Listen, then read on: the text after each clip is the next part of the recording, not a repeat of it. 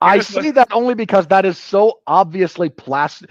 There are whole sequences of this movie that is a flashback from the first movie. It's not all bad. Here's what's good. Here's what I enjoyed. It's kind of all bad. Stop. The opening siege of whatever, Numibia? yeah, is good. It's a great way to open up the movie, get take you back to this world, introduce you to the characters. The first one began with a war sequence. This one, because it takes place in a different setting, it's lit differently. It's everything about it. We have Roman ships sieging this, for lack of a better phrase, castle. It's good. So the effects on that scene looked good. The action sequences in that bit looked good. Hey, you know what? I think I don't think you're wrong, but remember how we talked about with Napoleon that we thought Ridley Scott just wanted to shoot cannons? Yeah. I think he just wanted to shoot this scene. Yeah. And then the rest of this is kind of a I kind of would have whatever. been okay with if the movie had been over after this scene.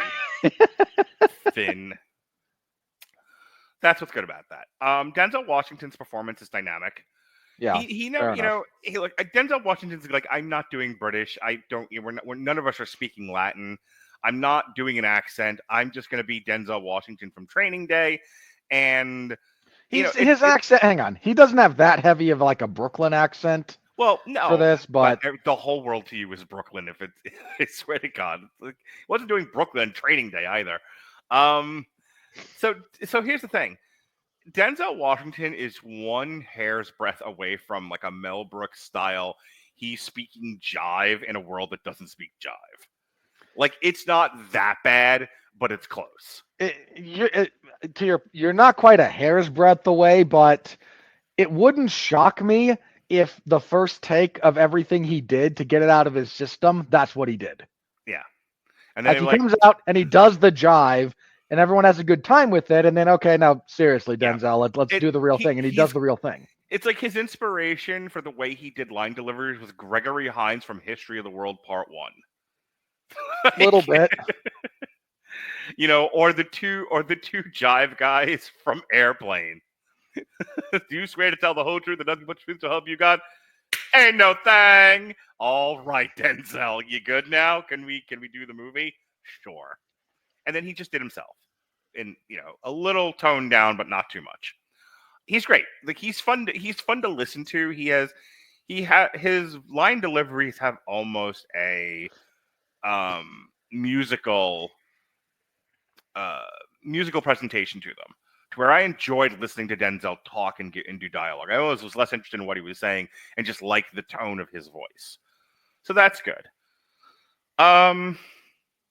Everyone except for Pedro Pascal and what's his name, Paul Pascal are serviceable. Yeah. Connie Nielsen's fine. I wish I hadn't listened to the Drinkers review of the movie first, because I kind of got biased going in, and then I spent the entire time going, I don't think the Drinker had this one right in this particular criticism. He's talking about the cruelty of the emperors, and the emperors are eccentric. The emperors are somewhat foppish, one more so than the other, but I didn't see them as cruel. At about the time that they're reacting harshly to things, their world is unraveling. Okay? They being of the aristocracy and probably not totally mentally sound in that generations of incest of English royalty way, they don't got the coping skills. So yeah, as things are starting to unravel around them and things are not going their way, they seem to be losing control of the situation. They're reacting accordingly. I actually quite enjoyed their performance. Okay, I'm going to disagree with you. I'm not going to completely agree. I don't think the Drinker's characterization of them in his summation was cruel before you can. Yeah, that's implied here, but poorly. I couldn't enjoy these characters at all. Okay. Please keep in mind that is a personal thing, and I'm not necessarily saying you should have enjoyed them. I'm saying The remark the drinker made about them was that they come across as unnecessarily cruel. And I think the drinker, I think the drinker, while a good film critic, not the best armchair psychologist, what I saw tracked. That's what I'm saying. Okay, here's my problem with them. Okay. They're not characters. Okay. These are caricatures. That was implied. They're mustache dude, one of these idiots, somebody wrote the line that after Pedro Pascal goes up to them and says, "I would like a reprieve from war, please. I'd like to spend time with my wife. You know, I've conquered another land for the glory of Rome and the glory of the emperors." And one of the emperors picks up the script from the first Gladiator and says, "We're not allowed to do that, sir." Yeah, well, then he implies to them, like, you know, Rome's kind of falling apart. You do need to feed your people. And somebody wrote, one of these emperors says, "Let them eat war." Yes, the drinker zeroed in on that line too. It didn't make any sense. He said it didn't make sense. Yes, it's a stupid line. It's an incredibly stupid line. Here's the thing. Hang on, let me. It's somebody's reading of "Let them eat cake" and not knowing the context of that line appropriately. I really wish the American school system hadn't fallen apart over the last 20 to 30 years, because we don't know what anything means. And "let them eat and "let them eat cake" meant something very specific, and it has been utterly misunderstood and misused. But that's what they were going for with "let them eat war." I understand the attempted reference. Mm-hmm. And I don't care that understanding it makes it worse. Yeah. Yes. If you're smart and paid attention in school, that line hurts you.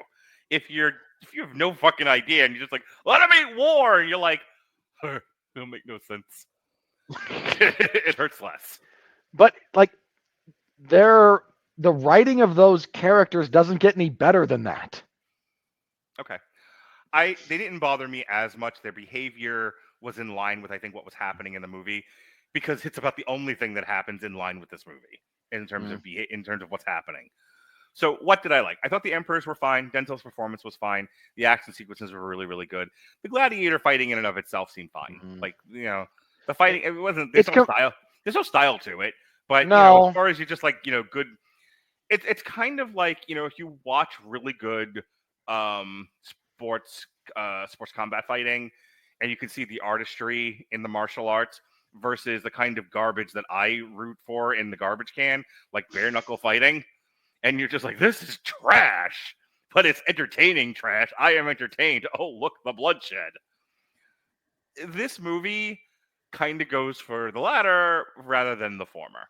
Here's what go ahead. It goes for the latter, but without knowing why it should go for the latter is kind of my bigger gripe with the style behind that. But right. So here's the point that Robert will start agreeing with me, because anytime I have anything good to say, Robert's like, no.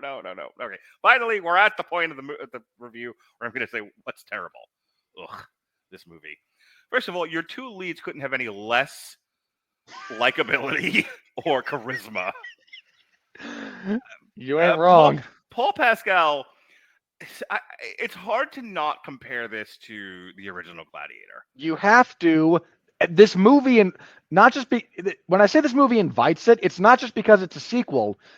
You've now like sort of retroactively made Lucius the son of Maximus, which was kind of implied in the first one, but never a major plot point.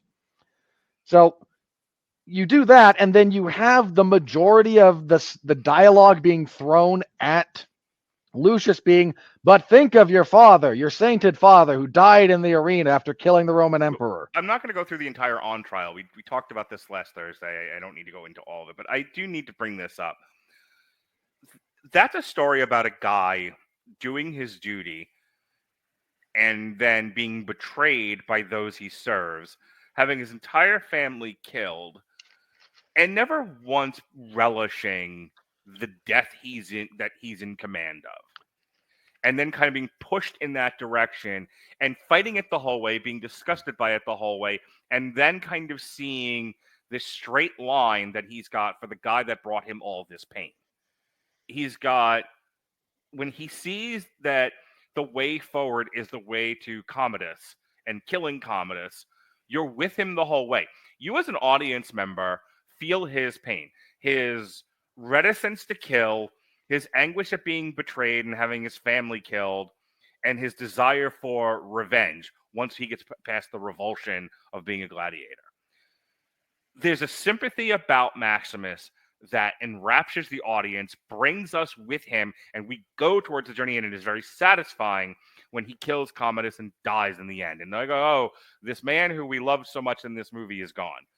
This movie is absent all of that.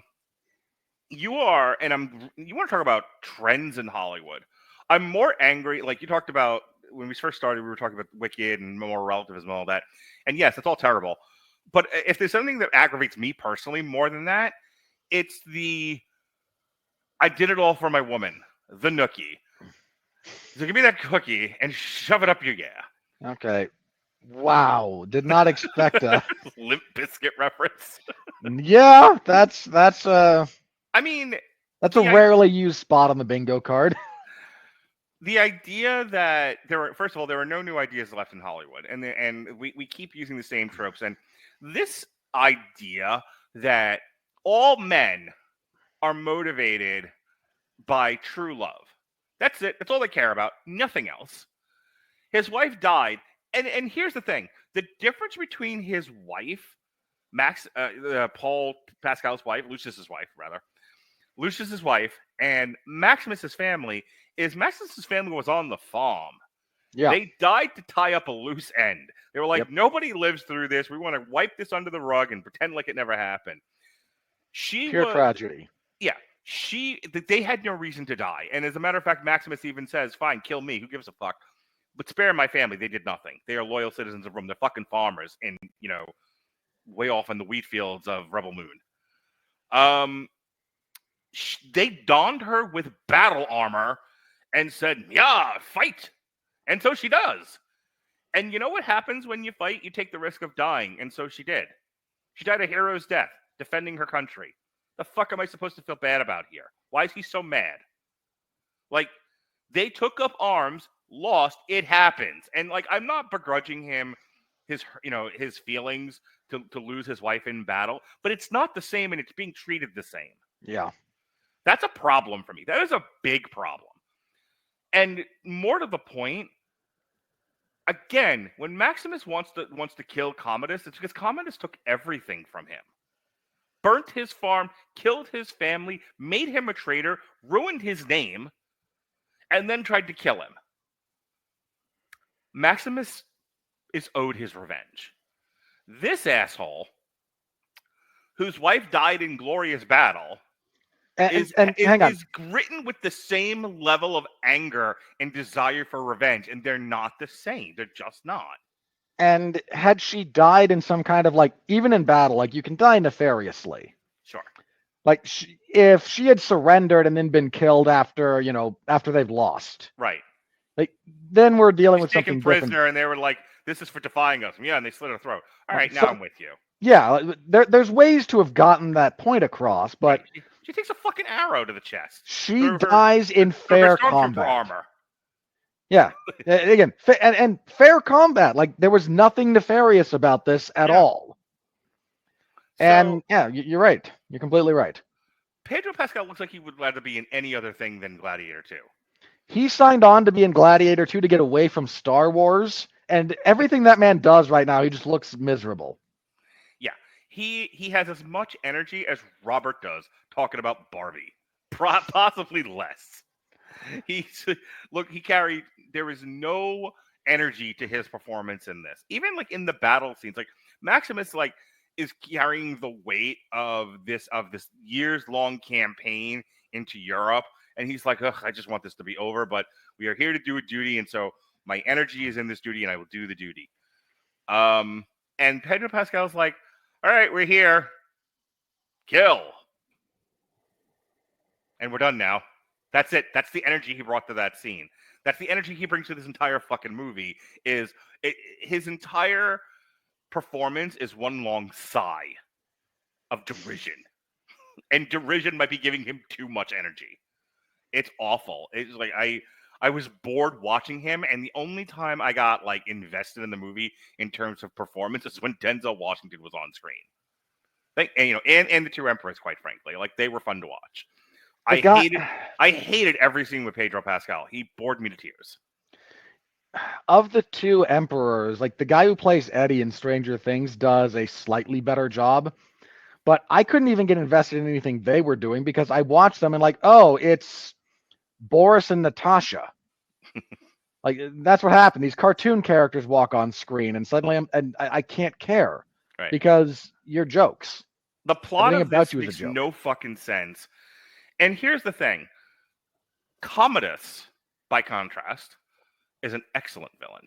Oh yes. Oh yes. Commodus is overcome with self-doubt. Like he's a lot of what's driving him to do what he's doing is all he wants is his father to love him, and his father's like, "You're terrible, no." And I'm hoping with the actions that I'm taking, this tough love that I'm giving, you'll be a better man because the man you are now stinks. And Commodus has kind of hit the end of his fucking rope with his dad. I meant to say this on the on trial, but the relationship between Marcus Aurelius and Commodus is awesome.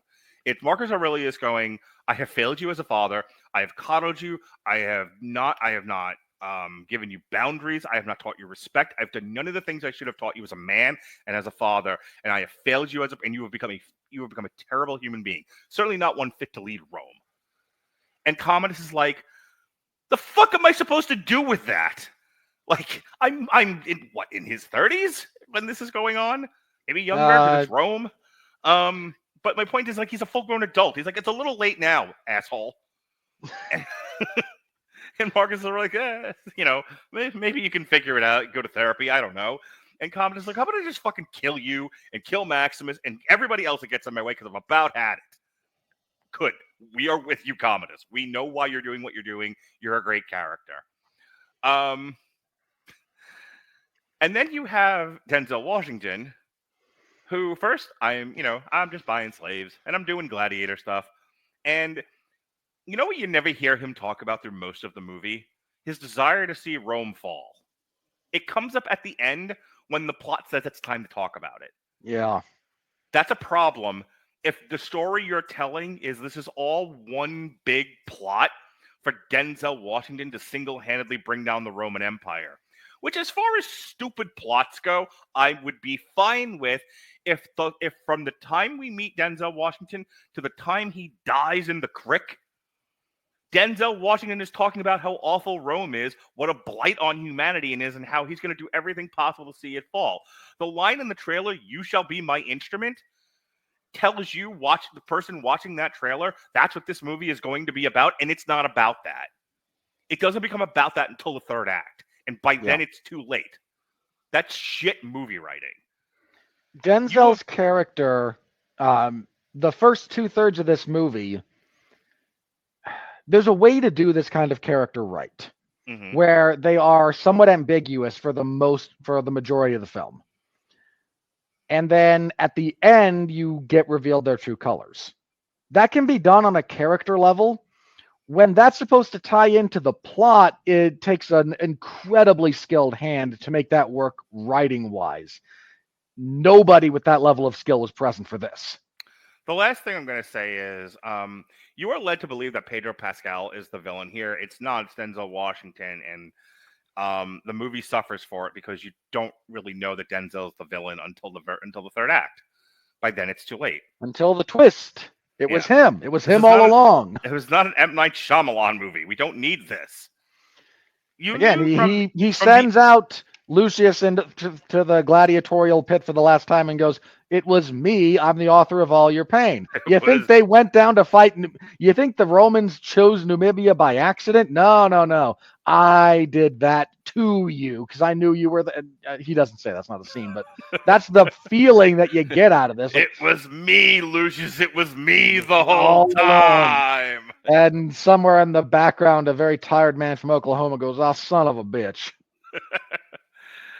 I am not with our lead. I am with Maximus the entire way through that movie, from opening credits to closing credits. I am with Commodus from the beginning to the end as the villain. Yeah. I'm not with anybody in this movie. Nope. Lucian's character is I'm mad you killed my wife because I'm hot for my wife. I'm horny for my wife, as any good husband should be. You should always be horny for your wife. True. I don't think I'm saying anything controversial with that. No, but not that's a one of hot those take. weird. Be horny for your wife. One of those weird things that apparently needs to be said nowadays. But husbands, you should in fact find your wives attractive. Yeah. So he's horny for his wife, and they kill his wife while she was doing her job. And then he's like, I'm mad now. That's it. That's his whole fucking character. And then we don't even get a satisfying "you killed my wife." He was like, "I'm just doing my job." We don't even get that.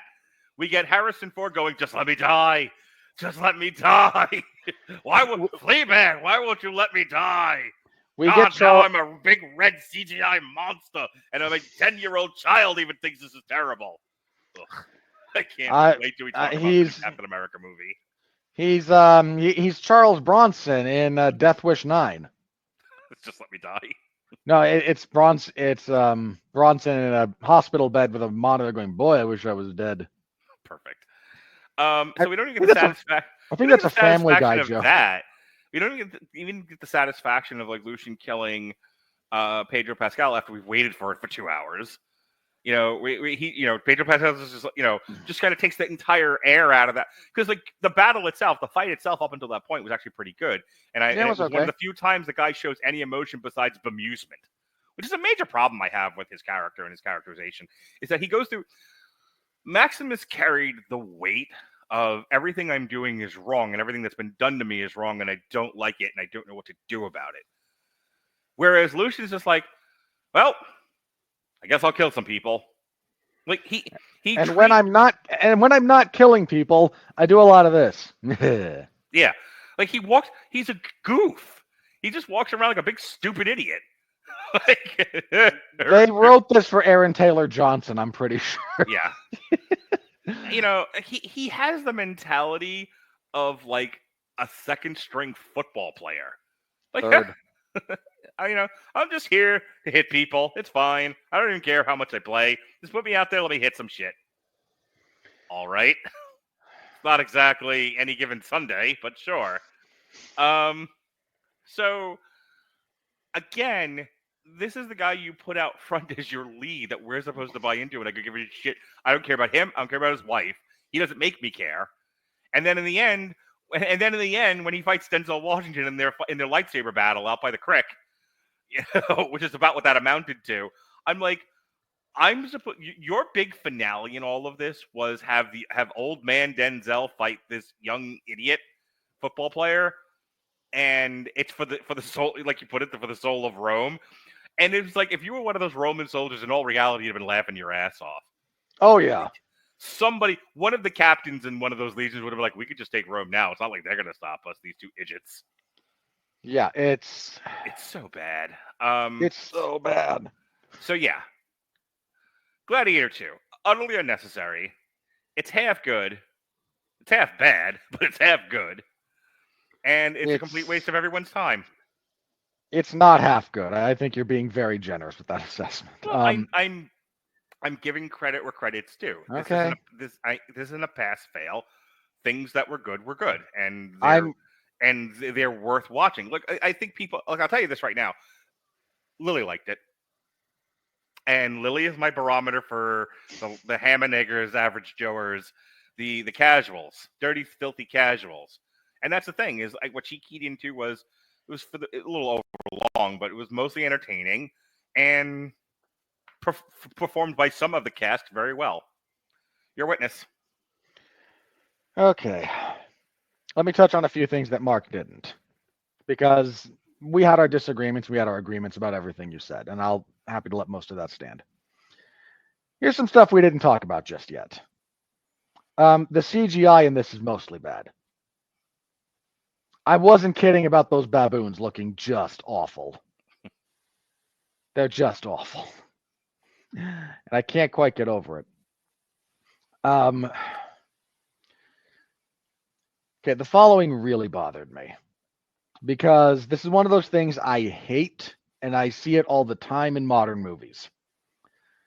if you have someone who is supposed to be an inspiring figure, you need to show them earning loyalty. Because we're doing Gladiator Part 2, let's compare and contrast with Part 1, shall we? It is not hard to understand why Maximus commands loyalty and respect. He is a slave in the gladiator pits, and the way he treats his fellows and the way he helps them is, you can see why they are drawn to him and why they fight and die for him. It's very, very clear, and it's very, very easy to follow. But you do have to devote a few minutes of screen time to that endeavor. In this movie, Lucius is meant to be a similar figure who does nothing to earn the loyalty of people who are going to try to kill. It is an editorial on how modern Hollywood doesn't understand how men work. Well, yes, I'm going to extend this just a little bit. Sure. Because they can't do female leaders either. There is no understanding of leadership qualities amongst these writers. Yeah. Now, this is doubly true of purely masculine situations. These are nothing but men.